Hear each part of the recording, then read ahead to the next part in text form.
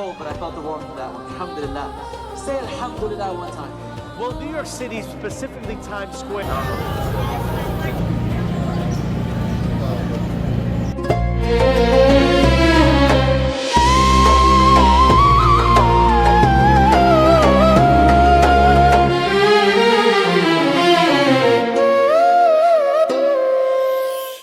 Bismillahirrahmanirrahim. Assalamualaikum warahmatullahi wabarakatuh. Alhamdulillah wassalatu wassalamu ala rasulillah wala hawla wala quwata illa billah amma ba'du.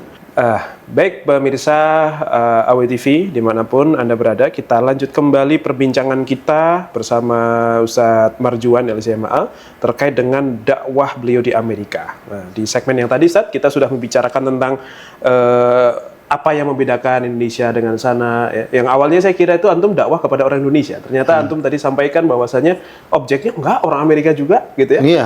Dan ternyata perkembangan di sana juga sangat signifikan. Tadi antum sebutkan alasannya karena mungkin mereka lelah menjadi budak kapitalis gitu ya. Iya, betul. Hidup hanya menjalani rutinitas, tidak punya tujuan, dan Benar. Islam lah yang kemudian Menjadi solusinya. menjawab hal itu. Mereka hidup lebih tertata. Mungkin kegiatannya masih sama saat ya. Iya. Kerjanya mungkin masih Tetap, sama, 9 to 5-nya masih sama, tetapi hidup menjadi lebih berarti, punya tujuan yang lebih yang lebih sesuai gitu, sehingga membuat mereka punya semangat untuk hidup. Baik.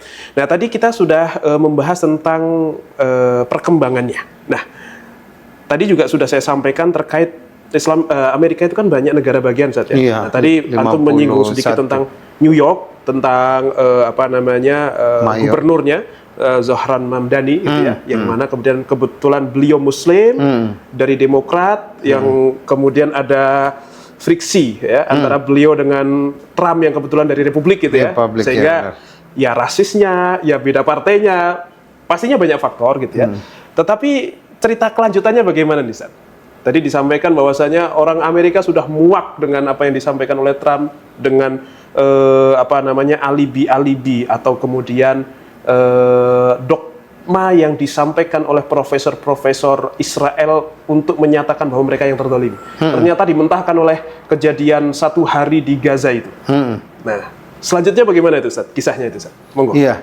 Jadi sebenarnya pada akhirnya kita ini akan mengikuti alur yang dibuat oleh Allah Subhanahu wa taala. Itu pada akhirnya kan nanti akan terjadi malhamah kubra ya, peperangan besar itu antara bangsa Rum dengan umat Islam ya. Kalau Syekh Imran Hussein itu mengatakan, yang salah satu pakar ilmu eskatologi Amerika itu ya, dia mengatakan bahwasanya yang termasuk bangsa Rum itu bukan orang Rusia, karena orang Rusia itu masih menghormati norma agama ya. Mereka tidak melegalkan pernikahan sejenis, kemudian mereka juga tidak mengharamkan adanya agama, tidak seperti di Barat ya. Itu mereka sudah melegalkan pernikahan sejenis, kemudian yang namanya freedom, baik itu dengan imajinasi seksual, kemudian Masalah gender yang tidak masalah hanya gender, ya. gender itu sampai 40 jenis. Saya pun nggak tahu ya bagaimana bentuknya itu ya. Jadi yang saya lihat itu bahwasanya alur yang telah disampaikan oleh Rasulullah itu semuanya sedang berjalan ya.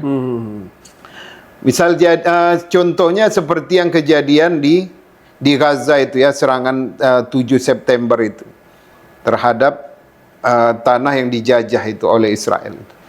Kemudian dengan brutalnya Israel melakukan kekerasan, dan itu diperhatikan oleh seluruh dunia.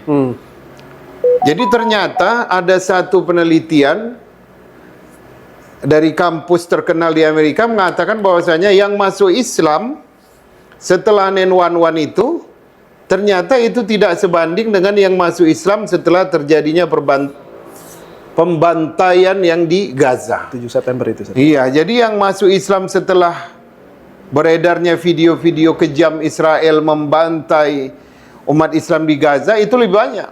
Kenapa? Karena secara informasi ya, di zaman ini itu lebih gampang mengaksesnya daripada sewaktu kejadian 9/11 itu ya. Karena yang punya TV itu pada saat itu ya semuanya adalah afiliasi dan yang dipunyai oleh orang-orang Yahudi, baik itu CNN, masih sangat mudah terkontrol lah, BBC, ya kan, semuanya ABC, semuanya itu kan punya orang-orang Yahudi, ya kan. Iya, punya kepentingan lah itu. Tapi sekarang media sosial yang bergerak. Siapapun bisa menjadi siapapun bisa mengakses video yang sesungguhnya, bahkan tanpa narasi. Jadi orang-orang di seluruh dunia penasaran, loh ini kenapa mereka yang tersiksa, tapi malah mereka mengatakan ya Rab, Alhamdulillah. Kemudian mereka mengatakan inna lillahi wa inna ilaihi raji'un. Itu dicari oleh seluruh manusia yang mendapatkan video tersebut. Ini hebat, ini orang Islam. Islam ini apa? Tuhannya siapa? Allah. Allah itu siapa? Kitab sucinya ada namanya Al-Quran. Al-Quran itu diturunkan kepada siapa? Kepada Muhammad Rasulullah SAW. Mereka gali semuanya itu dengan kemudahan akses informasi, ya, ChatGPT atau yang namanya Google, mereka cari semua. Jadi akhirnya mereka penasaran.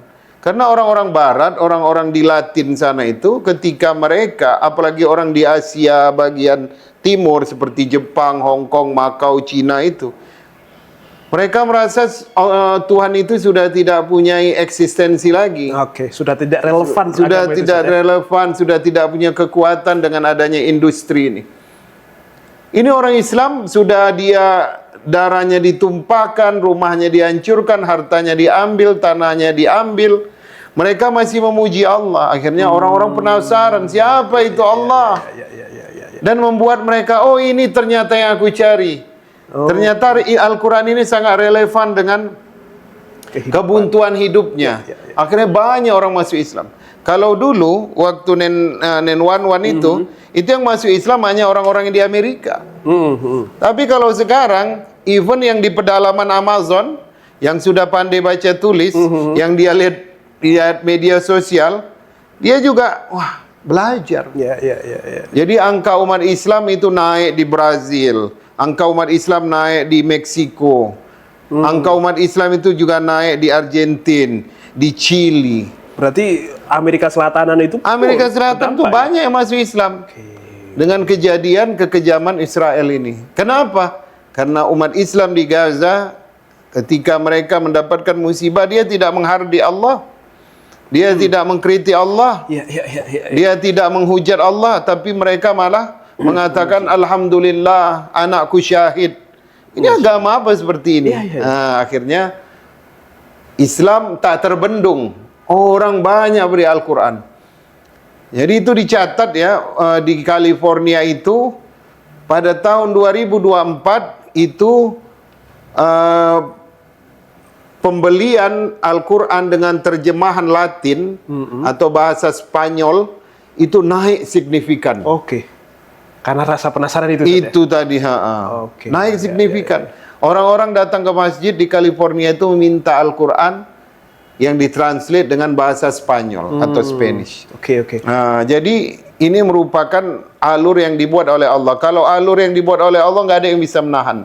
Even Trump, ya, even orang-orang elit global yang menguasai ekonomi dunia ini, itu nggak ada yang bisa menahan, ya. Sehebat cerdas-cerdasnya Yahudi tetap nggak bisa. Benar. Ya.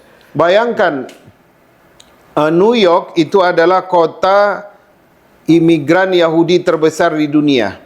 Setelah tanah yang dicuri, yang dijajah, yaitu yang ada di Palestina, itu yang terbanyak mereka di New York. Jadi orang-orang kayanya itu tinggalnya kalau tidak di New York atau di Palm Beach di Florida, atau tinggalnya di California sebelah barat.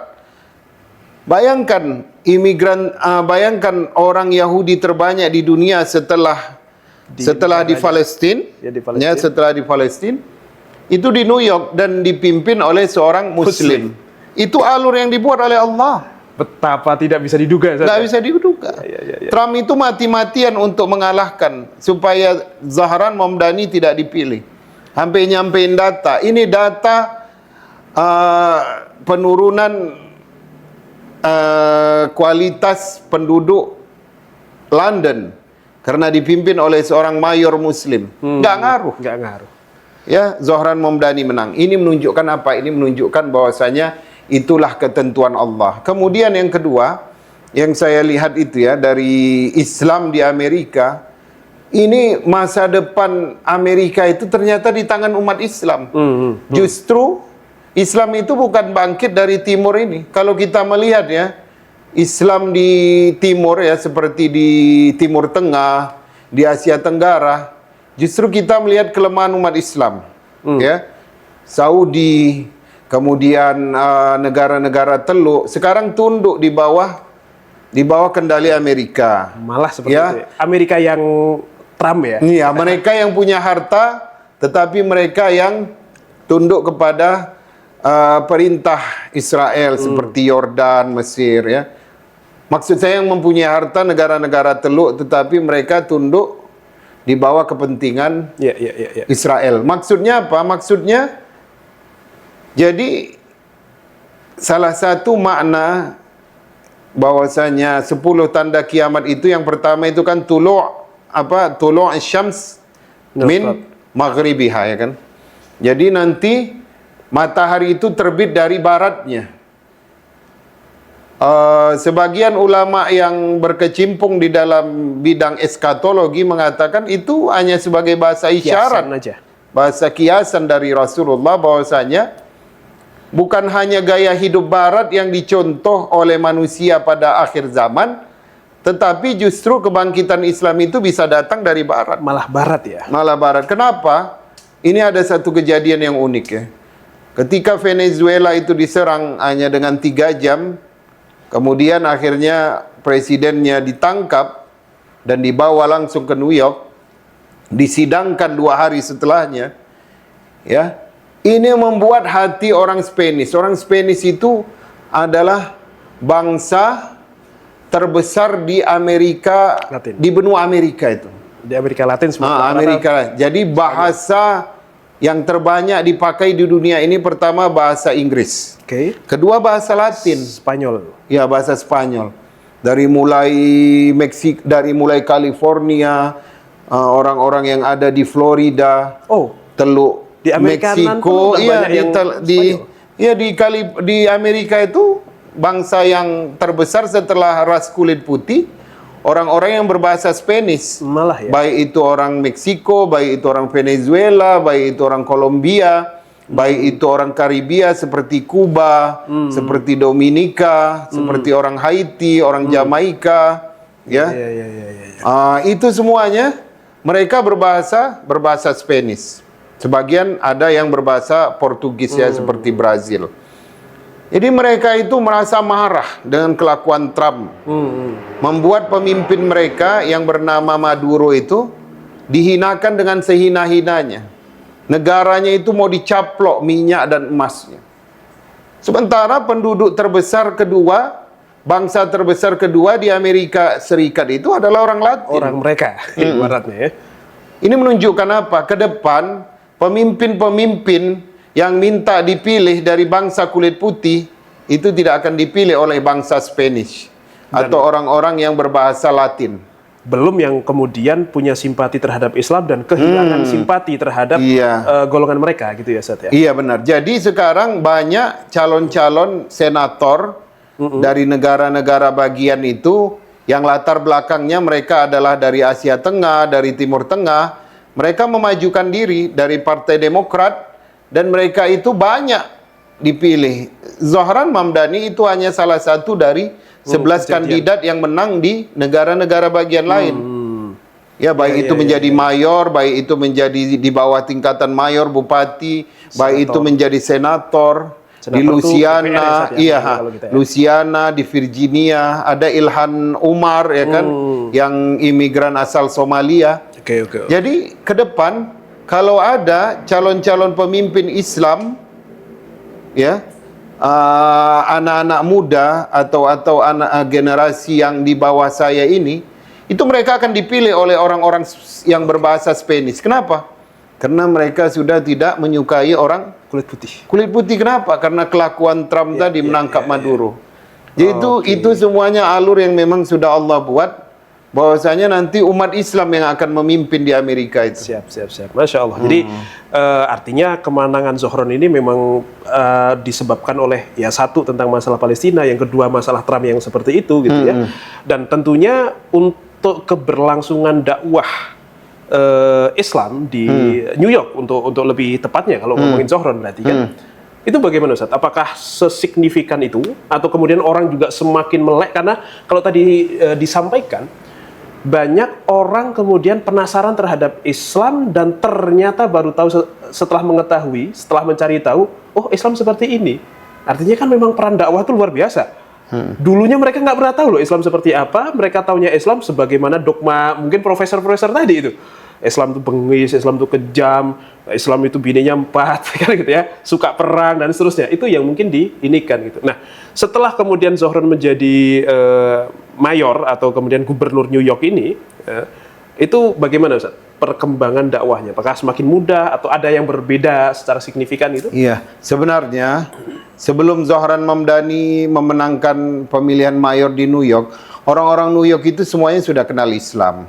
Karena banyaknya umat Islam di sana, kemudian banyaknya jumlah masjid, kemudian banyaknya imigran-imigran Muslim yang sudah menjadi warga negara Amerika di sana. Jadi Islam di New York itu udah seperti sesuatu yang tidak pernah dianggap heran lagi.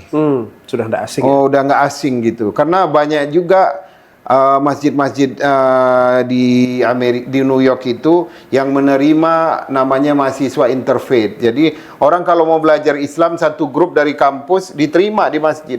Itu biasanya yang hadir kira-kira sekali trip itu 100 orang. Dan jadi, posisi mereka masih belum Muslim nih ya? Belum. Banyak dan orang mereka ya? Iya. Jadi ketika Zohran diajukan sebagai salah satu calon mayor yang diajukan oleh Partai Republik, jadi orang-orang New York yang sudah kenal Islam itu mereka langsung agree, setuju. Padahal kita tahu, mohon maaf, yang di New York itu banyak kulit putih, banyak juga imigran, ya. Jadi udah seimbang begitu. Menunjukkan apa? Menunjukkan bahwasanya Islam itu bukan lagi diterima, tetapi syariatnya atau kurikulumnya itu diharapkan menjadi bagian dari pemerintahan ataupun undang-undang di negara bagian New York itu. Berarti bukan sekedar diterima, tapi malah diharapkan untuk menjadi pemimpin, menjadi solusi. Kemudian hukum-hukum di dalam Al-Quran itu bisa ditransfer di dalam bernegara seperti itu. Nah, Ustaz, melihat perbandingan ini kan kayaknya agak-agak, memang tadi antum juga sebutkan perkembangan di Barat, di Amerika itu luar biasa signifikan untuk Islamnya, berbeda dengan Islam di, mohon maaf, Timur Tengah atau mungkin kita di Asia Tenggara gitu ya. Ini apakah kenapa kok Islam di sana terkesan progresif, kalau di sini stagnan gitu Ustaz? Itu apakah karena memang mereka Islamnya Islam pilihan dan kita Islam, mohon maaf, turunan kultural saja gitu, atau apa nih? Kira-kira kalau dalam pandangan antum apa nih Ustaz? Jadi kalau melihat Islam di Timur Tengah ya, ini fenomenanya lebih mengerikan daripada Islam di Barat ya. Saya lihat Islam di Amerika itu, yang Gen Z lah ya, yang Gen Z. Memang mereka ada terpengaruh juga lah dengan yang namanya musik ya, ataupun syair-syair musik yang itu lebih menuju kepada hawa nafsu, kebebasan, ya free sex ya. Ada juga mereka mendengar, mungkin sebagian ada terpengaruh, tetapi suasana yang diciptakan oleh komunitas-komunitas Islam di sana itu membuat mereka itu tidak sepenuhnya lari begitu. Contoh ya, ada anak muda yang saya lihat itu sholatnya 5 waktu di masjid di New York itu, tapi dia tangannya itu tatonya penuh itu. Dia orang Yaman. Satu lagi ada keturunan Irak. Ya, dia lahir besar di New York. Dia tato penuh. Tapi dia sholatnya subuh ya. Kalau Sabtu Minggu itu zuhur, asar dia ikut berjamaah. Ini menunjukkan bahwasanya mereka itu walaupun hidup dengan budaya Barat, mungkin tersalah jalan, mungkin karena dia sekolah di negeri ya, atau orang tuanya alpa juga dalam mendidiknya. Tapi pada akhirnya mereka itu adalah orang-orang yang masih mengatakan aku ini Muslim dan jalan hidupku itu adalah Islam. Oke. Tapi kalau kita lihat di Timur Tengah, itu justru mereka membuka diri untuk mengadopsi budaya Barat. Ya, Sekuler. contohnya perayaan Halloween sekarang dirayakan setiap tahun di Saudi Arabia, ya kan? Kemudian di Al-Ula yang katanya Madain Saleh, itu juga sudah ada resort dan di situ sudah boleh konser musik, kemudian juga disco, perayaan Halloween dan lain macam sebagainya. Ya. Di Indonesia, contohnya Ustaz ya, di Indonesia kalau kita tanya Kementerian Agama, jumlah orang-orang anak-anak Gen Z ini yang meninggalkan Islam itu banyak itu. Saya dulu ada datanya ya. Meninggalkan Islam itu bukan hanya karena murtad, itu hanya 11%. Agnostik ya. Iya, mereka meninggalkan Islam karena mereka itu tidak mengerti Islam itu sebagai sebuah agama gitu. Mereka tidak paham yang namanya alam gaib, ya, mulai dari sakratul maut, kematian, alam barzah, kemudian kebangkitan, mahsyar itu mereka nggak paham. Ya. Kemudian yang membuat mereka meninggalkan itu, mereka memandang Islam ini sudah nggak relevan. Coba kalau kita lihat di live TikTok itu, yang ngajarin sekarang yang jadi selebgram itu siapa? Orang-orang yang free sex, orang-orang yang tidak punya ilmu agama, alkohol, orang-orang yang peminum, ya, DJ, mereka yang berbicara tentang kehidupan. Oke. Ustadz nggak ada. Ya. Jadi sebenarnya tantangan mendidik anak itu lebih berat di ibu kota negara-negara yang mayoritas Islam. Ya. Karena apa? Karena di Amerika ketika orang tuanya alpa, masjid siap mendidik, komunitas siap mendidik. Tapi kalau di kita ayahnya nggak ada, masjid juga tidak siap. Ya, masjid hanya didatangi sebagai tempat sholat seperti itu. Ya, berarti ini di sini kalau dilihat kenapa kok umat Islam di Indonesia itu cenderung sudah katakanlah ya bergeser ke arah kebarat-baratan, sedangkan yang di barat malah geser ke arah keislaman gitu ya. Itu apakah mungkin karena mereka melihat Islam itu tentu Muslim bukan representasi Islam, tetapi dari mana lagi mereka melihat Islam kecuali dari Muslimnya kan begitu. Dan kebanyakan kita Muslim itu hanya ritual, Islam itu hanya sebagai agama keturunan bukan sebagai kesadaran dan sebuah pilihan, sehingga mungkin tidak menarik buat mereka nih Gen Z ini. Sedangkan kalau di sana yang Muslim itu benar-benar multazim gitu ya, benar-benar sungguh luar biasa. Artinya di sini peran dakwah sungguh luar biasa penting untuk kemudian ini loh wajah Islam yang sesungguhnya. Nah, kira-kira Ustaz, diteruskan dari apa yang saya sampaikan barusan ini, kira-kira peran Al-Wasliyah, kira-kira nih Al-Wasliyah bisa masuk untuk peran dakwah di Amerika atau mungkin di belahan bumi manapun ya terkait dengan masalah dakwah ini, atau bahkan kita bisa refleksikan, oke, kalau di Indonesia kira-kira Al-Wasliyah apa nih yang perlu dibenahi sebagai bentuk dakwahnya supaya orang melihat Islam itu dengan cara yang lebih presisi gitu, dan juga bagaimana peran Al-Wasliyah kalau misalnya di Amerika atau di belahan dunia yang lain. Jadi saya sambungin tadi sedikit aja, memang secara contoh di Amerika itu lebih ini juga ya, lebih dinamikanya lebih besar. Misalkan ya, banyak itu yang keturunan dari Pakistan, India, mereka memang jago dari segi bisnis, tetapi kadang-kadang bisnisnya itu bisnis yang haram. Misalkan seperti drugstore, itu seperti jualan narkoba, marijuana, atau gas station, atau SPBU. SPBU kan di sana pasti ada supermarketnya, dan di dalamnya itu ada minuman kerasnya. Itu legal secara negara? Legal. Kalau di Florida, kemarin saya di Florida 2 bulan, itu orang-orang Pakistan, orang-orang Bangladeshnya itu, yang keturunannya imigrannya banyak yang buka drugstore. Jadi keislaman orang-orang kulit putih, karena Florida itu kan mayoritas republik ya kan, mereka juga menguatkan supremasi white itu ya. Supremasinya kulit putih itu masih tinggi. Masih rasis lah gitu ya. Ya, jadi angka keislaman naiknya sedikit di Florida itu. Karena model Islamnya pada Iya, karena saya itu di masjid orang kulit putih di Florida 2 bulan. Jadi dia bilang imam ini orang itu namanya Lee County ya, nama daerahnya apa namanya kadipaten ya, kabupatennya namanya Lee County. Oke. Dia bilang imam ini orang kulit putih di Lee County ini Islamnya nambahnya nggak banyak. Kenapa? Karena mereka beli marijuana, beli apa namanya penenangnya segala macamnya. Itu belinya sama orang Islam katanya.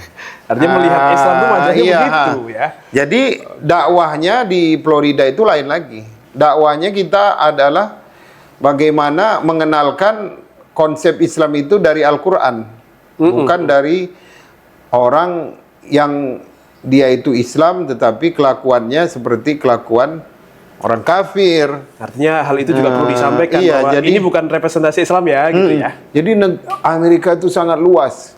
Dari barat ke timur itu dia ada berapa negara? Ada berapa negara? 51, 52 mungkin ya. Kalau nanti tambah lagi Greenland ya kan, aduh. Jadi Islamnya itu sangat apa namanya itu diversity ya. Sangat majemuk. Ya, majemuk. Setiap lain state lain lagi prioritas dakwahnya. Oke. Kalau New York orang-orangnya udah paham Islam semua. Jangankan orang Islam, orang-orang yang bukan Islam mereka juga sudah paham tentang kebiasaan umat Islam. Sampai ada anekdot kalau sudah Zohran Mamdani jadi mayor, ya kita nanti setiap jam 4:30 subuh berwuduk ikut sholat katanya. Mereka buat canda-canda begitu ya, seperti itu. Kemudian tadi pertanyaannya, apa yang bisa diberikan Al-Wasliyah untuk dakwah di Amerika Serikat? Oh banyak. Yang pertama, kalau kita lihat NU itu ada PCI NU, Pengurus Cabang Istimewa NU. Ya. Itu sekarang ketuanya, presidennya itu seorang profesor di Universitas Besar di Kanada, di McGill. Itu PCI NU Amerika ya? PCI NU Amerika dan Kanada. Al-Wasliyah belum ada kan? Satu. Yang kedua, kampus-kampus kita juga belum dikenal di sana. Misalkan seperti PT IKI. PT IKI itu setahun itu, PT IKI itu sudah punya MOU dengan LPDP. Oke. Jadi PT IKI itu setiap 6 bulan memberangkatkan 20 orang untuk short course. Itu course singkat ya selama 6 bulan untuk mahasiswa S3. Oh, yang program PKUMI. Ya, PKUMI itu. Pendidikan Kader Ulama Masjid Istiqlal. Dan mereka itu S3-nya di PT IKI, ambil short course-nya di Amerika. Di Amerika, kadang di Connecticut, kadang di Riverside University di California. Al-Wasliyah atau melalui kampus-kampusnya coba dong kerjasama dengan LPDP. Bisa. Baik itu secara organisasi atau secara kampus. Ya, semakin banyak mahasiswa Al-Wasliyah di sana, maka semakin besar peluang Al-Wasliyah untuk membuka cabang istimewa. Ya, dan kebanyakan biasanya mereka kalau sudah selesai di sana short course-nya, kemudian nanti di sini kadang-kadang diperpanjang sama pihak kampus. Karena dibutuhkan mungkin. Iya, dibutuhkan ilmunya. Kemudian yang ketiga, kampus-kampus Al-Wasliyah itu yang mari kita berbesar yang dalam bidang teknologi sains. Dan itu bisa diminati oleh kampus-kampus di barat, terutama di Amerika. Karena mereka nanti bisa melakukan pertukaran pelajar kah gitu. Jadi kampus-kampus Al-Wasliyah tolong banyak melakukan MOU dengan universitas di Amerika. Karena masuknya tidak harus selalu lewat fakultas dakwah, fakultas ini. Iya, Justru malah yang justru penting yang ada MOU dulu, terjadi interaksi dulu, baru kita bisa. Iya, benar. Oke. Dan orang-orang Amerika itu kalau akademisinya itu sangat terbuka, open minded ya. Mereka juga bukan orang-orang yang terkurung dalam pemikiran, mereka juga menerima berbagai macam pemikiran. Oke. Jadi yang bisa dilakukan Al-Wasliyah itu sebenarnya banyak sebagai organisasi Islam ya. Di antaranya tadi melalui pemerintah MOU dengan LPDP. Oke, atau kampus-kampus Al-Wasliyah Langsung kepada kampus langsung kepada LPDP. Ya kan, minta jatah ya 20 orang 1 tahun untuk diikutkan pada program-program LPDP. Yang ketiga, kampus-kampus Al-Wasliyah go internasional, jangan kawasan Asia lagi. Ya, kerjasama bisa jadi dengan mengundang dosen, bisa jadi dengan pertukaran mahasiswa, ya, atau bisa jadi dengan kemudian selaku Al-Wasliyah juga selaku bidang ekonomi ya, itu banyak kesempatan bisnis di sana yang mereka butuhkan dari Indonesia ini banyak. Oke, artinya dengan wasilahnya tuh banyak. Tujuan kita untuk dakwah tuh nggak melulu melalui program dakwah saja. Enggak, gitu, ya. itu enggak. Kalau program dakwah kan hanya segelintir orang yang Iya, diundang, yang dikenal, dan seterusnya, iya kan. benar. Tapi Masjidnya pun nggak banyak. Justru Kalau masjid kita jemput Indonesia bola ya. Benar. Bukan nunggu diundang ya. Ustaz. Betul. Siap. Oke, terakhir deh Ustaz, sebelum kita closing. Berarti merangkum semuanya, bagaimana masa depan Amerika ini, baik dari sisi ya keislamannya tentunya, dan juga mungkin tadi juga dikatakan sosial dan ekonomi juga bisa menjadi salah satu wasilah atau pemicu untuk masuknya Islam di sana. Nah, kira-kira entah hubungan Indonesia dengan sana, atau katakanlah Amerikanya itu sendiri, secara masa depan keislamannya, agamanya, sosial dan ekonominya bagaimana itu Ustaz? Iya. Jadi sekarang analisanya pertama ekonomi ya. Kita tahu kan sejak runtuhnya Khilafah Utsmaniyah, ekonomi dunia ini kan dipegang oleh segelintir orang. Itulah yang namanya kapitalis itu ya. Elit dunia, dan mereka semuanya adalah orang-orang yang pro kepada Zionis. Dan mereka adalah orang-orang yang memang disebut sebagai elit global, dan mereka lah yang menguasai ekonomi mulai dari pangan, peternakan, teknologi, olahraga, fashion, ya, kemudian sport, semua ya dia kuasai. Kemudian bankir, keuangan, itu semua mereka yang kuasai. Kemudian dengan banyaknya imigran Muslim di Amerika, kemudian mereka juga mulai masuk ke dalam dunia ekonomi, dan ini sudah diwanti-wanti oleh Trump ya. Sekarang itu Trump itu banyak menaikkan pajak perumahan, karena banyak sekarang itu landlord atau pemilik apartemen itu adalah orang Muslim, terutama di New York itu. Apalagi New York ya, yang sangat tinggi. Jadi supaya mereka tidak terlalu banyak menyimpan uang, pajaknya dinaikkan, pajak perumahannya. Kemudian ya, yang saya lihat itu orang-orang Islam itu banyak sekarang itu di bidang F&B, food and beverage itu rata-rata umat Islam banyak yang viral. Halal ya, halal guys. Halal guys ya. Iya, kemudian seperti makanan-makanan seafood ya. Kemudian yang mandi biryani begitu, itu sangat digemari oleh orang-orang barat. Itu juga adalah usaha yang banyak dirintis oleh pengusaha-pengusaha Muslim. Dan ternyata yang di Microsoft itu ahli-ahlinya banyak juga yang beragama Islam. Mereka jual gedung ya, Microsoft baru jual gedung di Seattle itu 40 juta. Yang beli itu adalah salah satu donaturnya Microsoft. Maksudnya orang yang berinvestasi di Microsoft, dan dia orang Muslim.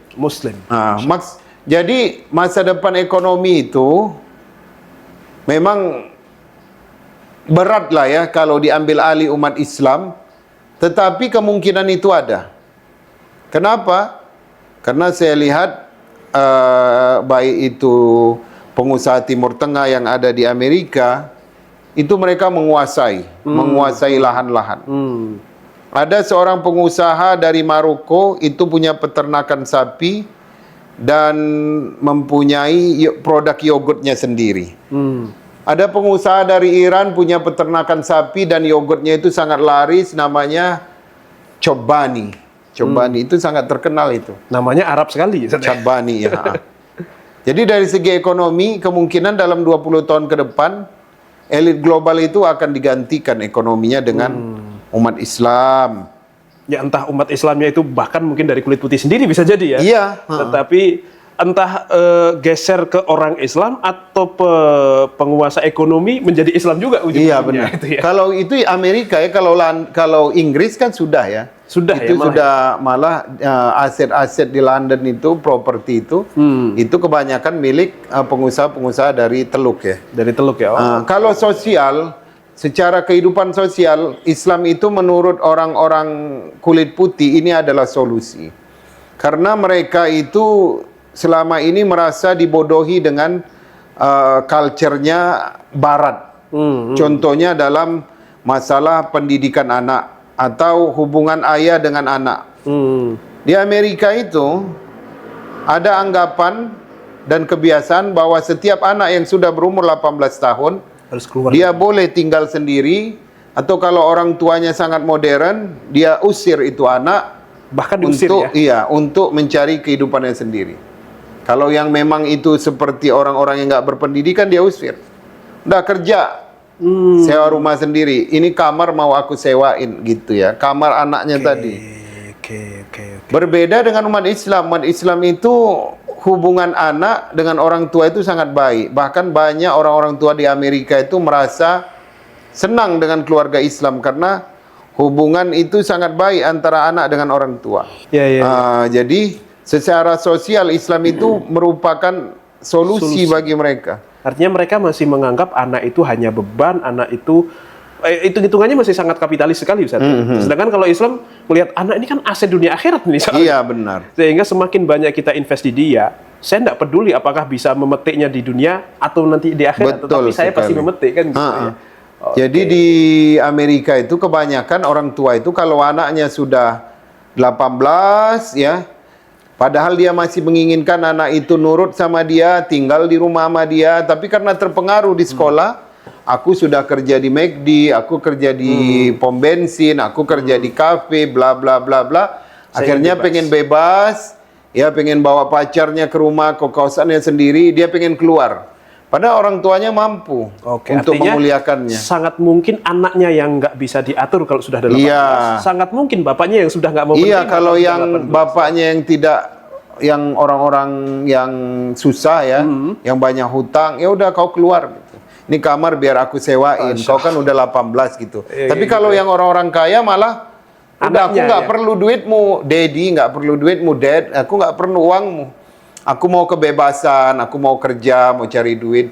Makanya sekarang yang mengisi kampus-kampus di Amerika itu kalau nggak orang Cina, orang India, kemudian orang-orangnya LPDP, orang-orang Asia ini, Indonesia, ya, karena mereka sudah nggak mau belajar saat ya. Karena orang kulit putih itu kalau udah tamat SMA kerja, dia pengennya beli bir sendiri. Karena dia kalau udah malam Jumat, malam Sabtu, dia pengen tenggen ya, kalau kata orang Medan pengen mabuk ya. Kemudian pacaran dan lain macam sebagainya. Jadi intinya secara ekonomi ya, kulit putih itu sudah banyak minggir sekarang. Sudah ke kampung. Justru yang di kota-kota itu sekarang umat-umat Islam. Ya, secara sosial Islam ini merupakan solusi dan mulai diminati dan dilirik. Diminati. Apalagi perkawinan umat Islam di Amerika itu tidak rentan perceraian. Orang Amerika begitu suaminya di layoff, kena PHK, istri itu udah siap pakaiannya di dalam koper, langsung cabut. Tinggal angkat, ya. You and me and gitulah ya. Begitu, kebanyakan begitu. Maka banyak anak-anak di SD, di SMP itu Rata-rata mereka itu tinggal dengan ibu sambung atau ayah sambung. Itu sesuatu yang Secara sosial mereka parah sekali. biasa ya. Itu mereka bukan ayahku kata. Itu ayah tiri. Kadang-kadang kita lihat ya. Hai John gitu. Kenapa kamu panggil John? Iya, itu ayah tiriku katanya. Karena di sana ayah tiri kan nggak dipanggil dad ya. Dipanggil nama. Oke. Hai Melanie. Kenapa kamu panggil Melanie kepada yang menjemputmu? Iya, itu ibu sambung. Artinya benar-benar orang putih, kulit putih ini kehilangan arah kehidupan Iya, dan memang benar-benar Islam akan menjadi solusi sehingga kalau dilihat dari tadi masalah ekonomi, insya Allah Islam sudah mulai transisi menuju ke tangan Muslim. Secara sosial pun mereka sadar betapa bobroknya gaya hidup mereka. Benar. Dan betapa luar biasanya aturan secara sosial di dalam Islam. Sehingga ini pastinya akan sangat bisa mempromosikan agama Islam di Amerika ke depan. Secara agama mereka itu kosong. Mereka itu kita lihat mewah ya, tapi hidupnya itu dikelilingi utang. Kita lihat mereka bisa pakai iPhone 17 yang pada hari pertama diluncurkan. Mereka pakai mobil-mobil bagus, itu semuanya hutang. Itu semuanya pakai kartu kredit. Ya. Kemudian mereka itu hampa. Hidupnya itu seperti nggak ada tujuan. Weekend itu ke bar, mabuk-mabukan. Ya, kalau yang punya keluarga mereka makan malam bersama. Kadang-kadang kalau anaknya sudah menikah, itu jumpanya hanya setahun sekali, jadi mereka itu kosong. Ya, karena gereja itu sudah nggak ada lagi di dalam kehidupan mereka. Aktivitasnya itu dah. Mereka itu secara agama mereka sudah tidak mengakui lagi bahwasanya berarti lebih ke agnostik ya, Ustaz? Iya. Meskipun secara KTP dalam tanda kutip Nasrani gitu. Jadi sebenarnya Islam itu akan menjadi agama terbesar di Amerika. 50 tahun lagi separuh penduduk bumi ini adalah orang-orang beriman. Insya Allah. 50 tahun lagi ini. Itu memang kelihatan, Ustaz. Orang yang masuk Islam itu di setiap masjid di Amerika itu berbondong-bondong. Setiap habis Jumatan yang masuk Islam yang bersyahadat 5. Nanti maghrib, nanti 2. Di setiap masjid. Bayangkan ada berapa masjid di Amerika. Iya. Oke. Artinya insya Allah kedepannya umat Islam akan semakin banyak. Dan yang bukan Islam pun rata-rata bukan karena taat karena agamanya, tapi karena agnostik saja. Saya kira gitu ya. Makanya saya mungkin tambahkan untuk organisasi kita ini, kampus-kampus Al-Wasliyah, kalau bisa alumninya nanti bisa berbahasa Inggris ya. Kalau kampus-kampus Islamnya harus hafiz ya kan. Kemudian bisa dia fikih Syafi'i, fikih Hanafi, insyaallah dicari. Kemudian kalau nilai plus lagi bisa berbahasa Latin. Itu nanti gampang, tinggal kita kirim. Banyak yang menerima di sana, Iya, banyak yang menerima di sana. Yang membutuhkan ya. Yang membutuhkan. Karena ini nanti orang anak-anak kita ini yang hafiz, yang bisa bahasa Inggris, yang bisa bahasa Spanyol, ya. Itu nggak perlu nanti kerja kantoran.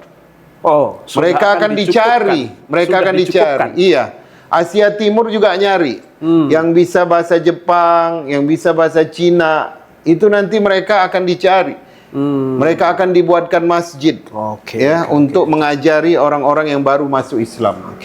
Berarti bisa kita katakan Al-Wasliyah harus mulai memiliki kesadaran bahwasanya ada kewajiban kita loh di saudara-saudara kita yang di Amerika, yang di Latin, yang di Asia, yang di Jepang, yang di Korea, yang di Cina seperti itu, supaya kemudian kita mulai mendidik kader-kader kita untuk siap dakwah ke sana dengan segala piranti yang harus kita siapkan. Gitu. Kan Nabi Ibrahim gitu kan, kalau melihat orang kafir itu kan Nabi Ibrahim sedih gitu ya. Kalau nggak ada yang ngajak dia beriman, bertauhid, berdakwah sama dia, mati kafir masuk neraka. Nabi Ibrahim sedih. Jadi gitu juga kita. Kalau anak kita nanti hafiz, dia bisa bahasa Latin, kirim ke Meksiko, kirim ke Brazil yang bisa bahasa Portugis. Kenapa? Karena di sana orang yang akan mengikuti dia sebagai imam, sebagai seorang ulama banyak. Ya. Nah, Indonesia ini kan nggak kekurangan ustadz ya, tapi di sana banyak kekurangan dai-dai. Cuman itulah harus kita persiapkan bahasa dan Al-Quran tadi. Ya, ini perlu kerja bersama ya Ustaz ya. Benar. Perlu bekerja jamaah ya. Al-Wasliyah ini perlu untuk kemudian mulai menyadari potensi kewajiban ini, potensi dakwah yang di sana ya mungkin nanti sama antum yang menginisiasi Iya. dan seterusnya. Mungkin di organisasi lain nggak ngeh itu. Masalah bahasa Latin, bahasa Jepang, bahasa Cina itu. Tapi kalau kita persiapkan dari sekarang 5 tahun ke depan, Mungkin kita ya, leading ya. agen-agen dakwah kita udah tersebar di Amerika Latin sana, di Amerika sana. Ya, siap. Karena mereka punya kelebihan itu tadi. Punya kelebihan itu ya. Iya. Dan untuk masalah ya nanti kalau masalah rezeki gampang ya. Itu masalah yang sudah dijaga, yang sudah ditanggung sama Allah Subhanahu wa taala. Orang yang maksiat saja rezekinya udah diselesaikan, apalagi kemudian yang datang ke Latin, ke Jepang, ke Cina atas nama kepedulian, atas nama satu hal bahwasanya tidak mau melihat saudara-saudara atau sesama manusia kok tidak menerima kebenaran, itu rasanya kayak di sini miris gitu kan. Nah, Di perbedaannya dakwah di Indonesia sama di Amerika, itu orang yang mempunyai ilmu agama di Amerika itu pendapatannya lebih tinggi daripada orang yang bekerja di lapangan. Misalkan di Florida itu, di Lee County, ada seorang hafiz, dia fresh graduate, dia alim juga, sudah selesai S1 di Darul Ulum di Johannesburg, di Afrika Selatan. Dia fresh graduate, gaji dia 90.000 setahun. Oke. After 90.000 kali aja, kalau 16.800. 17.000. Kalau udah 10 tahun, ada juga seorang imam gajinya itu 150.000 setahun. Oke. Ya ini cuma sebagai komplimen saja ya, bukan tujuan utama tentunya. Bukan maksud saya, Tapi nggak usah khawatir, Pak. secara duniawi, secara ekonomi, imam-imam di Amerika itu pendapatannya cukup besar, dan orang yang bekerja di dalam bidang religius itu tidak dipajak. Tidak dipajak, dan mereka mendapatkan pensiunan sama dengan orang yang gajinya dipajakin. Jadi itu kelebihannya. Iya, jadi tenang saja, siapkan diri, berikan kapasitasnya, persiapkan bahasanya, piranti-piranti yang kemudian mengharuskan kita untuk berdakwah kepada mereka, komunikasi tentunya, ilmu dan komunikasinya siapkan. Untuk masalah kehidupan di sana, teks pun kena amnesti gitu ya. Iya. Pendapatannya besar dan seterusnya, maka ya saya kira minimal 5.000 lah sebulan, itu udah minimal. Artinya mari kita tumbuhkan dan mari kita siapkan kader-kader terbaik kita untuk kemudian meraih ya keutamaan dakwah di tempat-tempat yang belum terlalu terjamah ini. Ini Ustaz, ini kalau mau dipanjangin lagi masih panjang sepertinya. Cerita Amerika ini nggak ada habisnya ya. Tapi ya karena waktunya sudah membatasi kita, Ustaz, jadi kita cukupkan perbincangan kita kali ini. Jazakallah Ustaz Akil. Wa iyyakum, jazakallah, banyak sekali informasi yang kita dapatkan dari Ustaz ini ya. Nanti kita sambung di lain kesempatan. Insyaallah. Ustaz, kita akhiri ya kajian kita, podcast kita ini.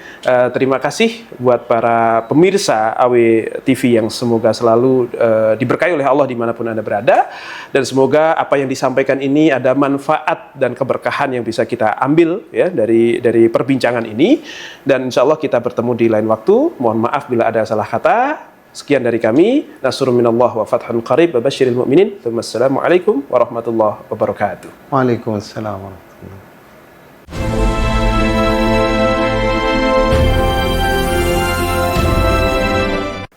Bismillahirrahmanirrahim. Assalamualaikum warahmatullahi wabarakatuh. Qala ta'ala, ya ayyuhar rusul, kulu mimma fil ardi halalan thayyiban. Urusan makanan, minuman yang halal itu menjadi kewajiban bagi umat Islam. Ini bukan sekedar makanan itu thayyib, baik atau tidak bagi tubuh kita, tetapi sesuatu yang halal itu sangat amat menjadi jalan untuk dikabulkannya doa kita di mata Allah Subhanahu wa taala. Karena itu LP3H mengajak Anda untuk menghalalkan semua apapun yang Anda konsumsi, semua apapun yang Anda gunakan. Karena kehalalan ini sangat menjamin doa-doa kita diterima dan dikabulkan oleh Allah Subhanahu wa taala. Saya Kiai Haji Dr. Iskandar Mirza MAG selaku Ketua LP3H Al-Jam'iyatul Wasliyah mengajak siapapun yang memiliki produk-produk UMKM segera untuk menghalalkan semua produk-produknya. Insya Allah barokah, insya Allah amanah, insya Allah makbul dunia dan akhirat. Nasrun minallah fatun qarib wa basyiril mu'minin. Wassalamualaikum warahmatullahi wabarakatuh.